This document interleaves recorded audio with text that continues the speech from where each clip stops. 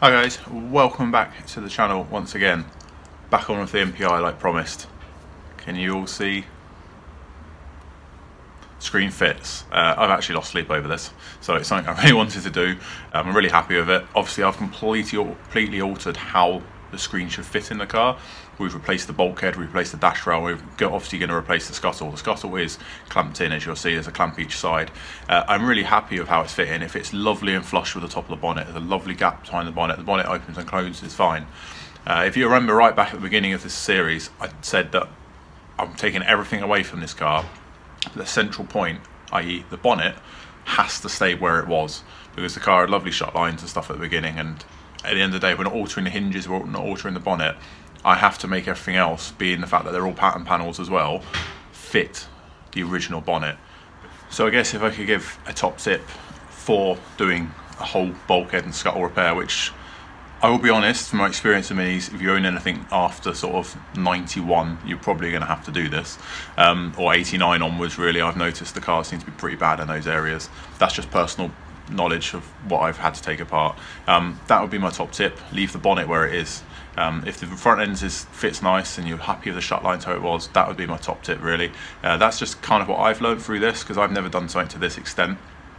But leaving the bonnet exactly where it is, I think, has been a massive help to this, because I've not had to worry about, oh, is the wings going to line up? I'm going to have to make the wings fit where I want it to go. So obviously at the front of the inner wings we put in those sections, that one needs trimming back, needs the flange making and stuff like that. But what we're going to do in this episode is, number one, congratulate myself because the screen fits, and I'm happy about that. It's been a massive weight off my shoulders knowing that that goes in fine. I haven't put the filler strip in, but I've used a trim tool, and it's baggy enough all the way around to get the locking tool in, but on the edges and the corners it should be tight, and that's where the locking tool obviously does its thing. By locking tool trim, I mean the chrome trim or black trim, whichever you decide to put in. That's what pulls the screen tight. It's lovely inside the car, there's no gaps or anything like that, so I'm really happy with it, considering it's all fabricated myself. I'm pretty happy with that. So what we're going to do now is we're going to try and get the wings lined up onto the scuttle. We're not doing any welding or anything like that today, guys. I really just want to see how things fit to the front end. So it's going to be a really short video, a bit of a catch-up video. And we're just trying to get some clamps in, get some screws in maybe, and just see how everything lines up. So like mentioned, you've got the nice clear marks and gaps, where the filler strip goes, and then it gets tighter on the corners, which is how it should be. Every screen I've fitted, it pinches it in the corners, and that's what makes the screen taut and solid in the aperture. I'm really happy with how this fits. This is obviously just literally clamped in, so all this is going to change again. But how this runs along there, that's a lovely line all the way along. Like I mentioned, that's not moved, so really happy with that. So we can do some final tweaking before we obviously fit the closer panels and whatnot like that, but for now I'm pretty happy with that. It's nice to see it fitting, which is a big goal for this car, because if you all remember, we had absolutely nothing. So inside the car there's no big holes, and in theory it shouldn't leak water. So yeah, really happy with that. Alright guys, so here we have it. Brand new front panel, wings, A panels. So the aim of this video really is to get these trimmed back to the point that I know this can sit nicely against it, and then try and get everything mocked up. Really what I want to be checking is the tops of these wings, just to make sure that it sits nice up there. So yeah, without further ado, I'm going to give these all a dust off, because I've been sat inside that car getting completely covered in grinding dust. And yeah, we're going to crack on. So the front panel is Magnum. I believe the wings are from maybe Mini Sport, I think, but I believe they're a pattern panel as well. Heritage A panel and a genuine MG A panel, which is pretty cool. So front ends, I'm not too bothered about them not being genuine, but the A panels I truly believe it's worthwhile having a genuine one. Yeah, so I'll get you guys set up, try and get some better light, and we'll crack on.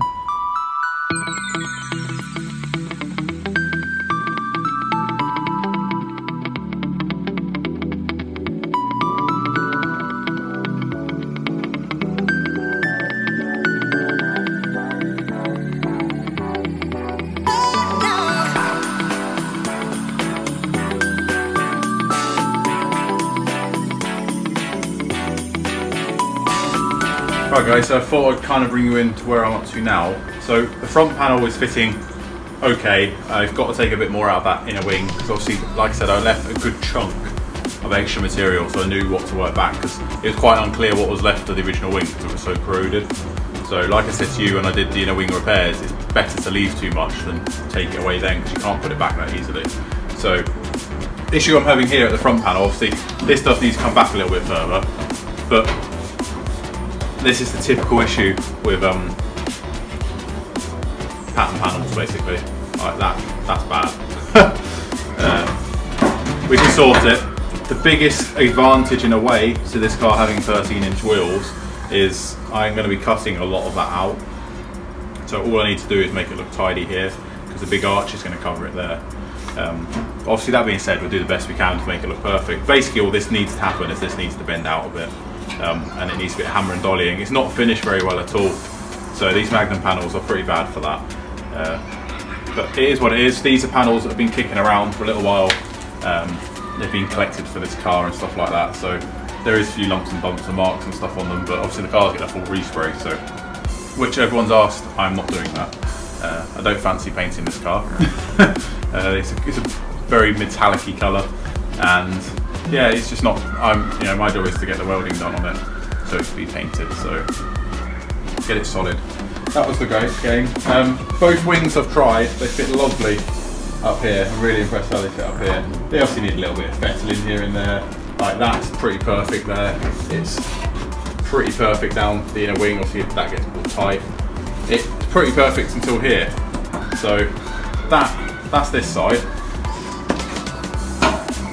Now for the passenger side, there's a little bit more going on. So it fits nice all at the top here again. I'm really happy with how these fit on the top of the scuttle. So I'm really happy with that. But I need to, like I mentioned, I need to cut out a lot more for my repair for this to allow the front panel to sit back further. So right now to be fair, it fits quite nice there, but the whole thing has come back about an inch, which is quite a lot. So it's not too difficult. We can just get the disc cutter out again and cut it off. But I really want to see this more on just to see how far away I was. I didn't want to keep cutting and cutting and then realising I cut too much. So just noticed, got a genuine Rover alternator on it as well. Pretty cool. But yeah, so obviously you can see that's never going to fit because this is pushing on it so hard. This needs to be able to come back in and then pull under the wing like that. So it's really not a million miles off. You pull off tight on it, it'll go. But let's cut a bit more of the inner wing off and then I'll bring you guys back in.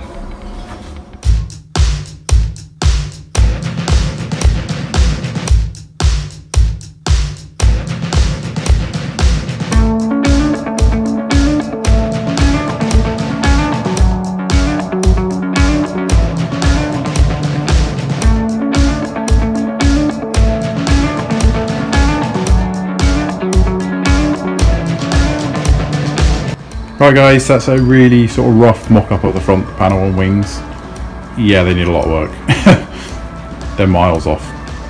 The shut line on this side, I use my torch as my pointer. Thanks again Randy for this awesome torch, use it nearly every day. That shut line's pretty decent, that's pretty much consistent with the measurements I just checked from the original front panel. That shut line, the top needs to come in a lot more, but it really is hanging on by that 1G clamp there, so I'm really not too worried about that. That's why I wanted to leave the bonnet exactly where it was, because that way I know the rough sort of geometry of where the bonnet should be in relation to the front panel stuff is pretty much bob on. Where the bonnet falls on the wing there, so as you can see a massive gap, but none of these flanges are pulled together. That is literally there just to show purposes.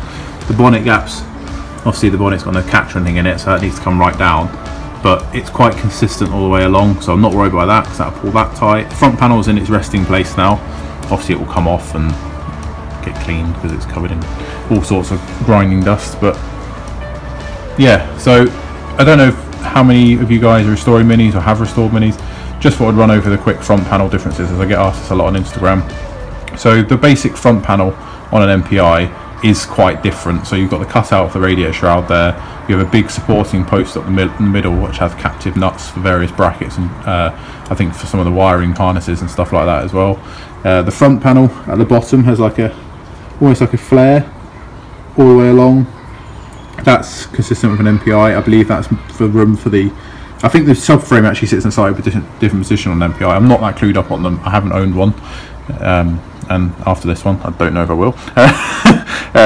Yeah, they are quite different. A lot of it's to do with the radiator, and the subframe actually sits in a different height or position. Someone will correct me in the comments below, so please do.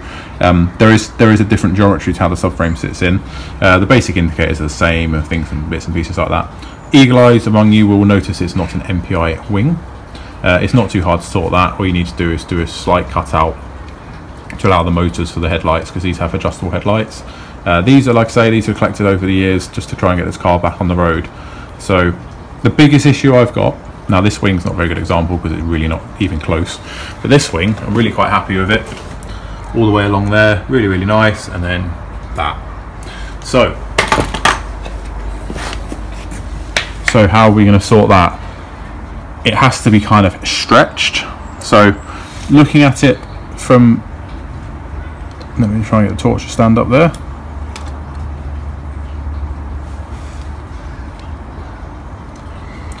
Right, so it's quite hard for you guys to see, but there's actually like a, you can probably see in the shadow, so I can get my finger under there. Really what the front panel needs to do is come out this way, and I think by bringing it out that way will bring this in. So again, none of this is in its resting place.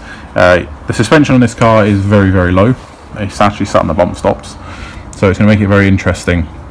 Bear in mind that join there really, really does not matter, as that join there is going to get cut out because we've got the strengthening panels for the Sportspack arches to go in once front end's in its final resting place. But yeah, everyone like lows. I love low cars. So you can't even turn the wheel now with how that is. That's how different these front panels are, and how much that takes back out of the wing. Because if you think about the Sportspack arch, it sits right under here. There's actually cut out on the arch for the indicator there. So I do apologise about the light, guys. I'm trying to fit this in whenever I can. Tops of the wings, to be fair, pretty happy with that. Obviously, like I say, this wing needs to come all the way in there yet, but the gap around there is pretty nice. Haven't even tried the A panels, we're not getting involved with that tonight. But hey, it's got a front end on it, and that's pretty cool. So we've got something to work with now. I know where I need to trim, I know where I need to sort of fettle. So that'll be the next point of call. It's dark out again, guys, so that's me signing out from this video. It was a very quick video. We didn't really get, there's no welding going to get done for a little while. The next thing to be welded in will be the scuttle. Once that's in, the screen, obviously I'll take the screen out, weld the scuttle in. Once that's in, that's that sort of done. Really after that, it's a case of then getting the front panel and wings to sit nice, get the A panels involved as well, and get them sort of sitting nice. Once I'm happy with that, made any adjustments to the panels that I need to do, because I do think the front panel is going to need adjustments, I will then weld the closer panels into the scuttle, box that completely off. I think at that point I might paint the inner wings, get them nice and sorted. Then we really move on to getting the front end on. Once the front end's on this car, guys, it's really going to be a game changer for it. It's going to make it look like a Mini again, for one. It clears up a lot of the panels out of my way, and it really is the biggest problem with this car, was the fact that the windscreen was barely hanging in it because the front end was so rotten on it. So please bear that in mind, guys, when you are looking out there for projects. I get asked time and time again on Instagram, what Mini should I buy? What's my first starting Mini? I'm not going to tell you guys what to buy at the end of the day, because your end goal of the car you want is what you want to build. But if you were asking for my personal preference, I wouldn't buy a later Mini. That's just my personal preference. I own a later Mini, don't get me wrong, but I got lucky with that one, I guess. It was very low mileage when I got it. I think the biggest thing to worry about is previous repairs. So if you really want a later Mini, obviously go out and get one. They are great. This is a great car. My sidewall is a cracking car as well. But you have got to have your wits about you. You have got to do your research on the history of the cars. Rover was struggling towards the end. Production wasn't great towards the end. And I'm not, like I say, I'm not going to go out there and say what you should and shouldn't buy, because at the end of the day, you should build what you want. You should follow your heart of what you really, really like. People get sentimentally attached to the later Minis. People get sentimentally attached to the earlier Minis. One question I have been asked 3 times this week, actually, so I'll address it now, was what year of Mini would you buy if you were out to buy one? And I don't think there's a year I'd pinpoint down. I'd like my birth year, that'd be great, but that falls in not a very good year of Mini.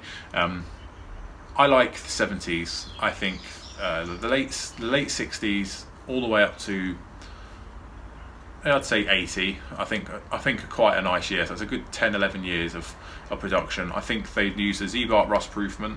The metal is just noticeably thicker. Our estate is noticeably thicker. Amber, the Clubman, is noticeably thicker.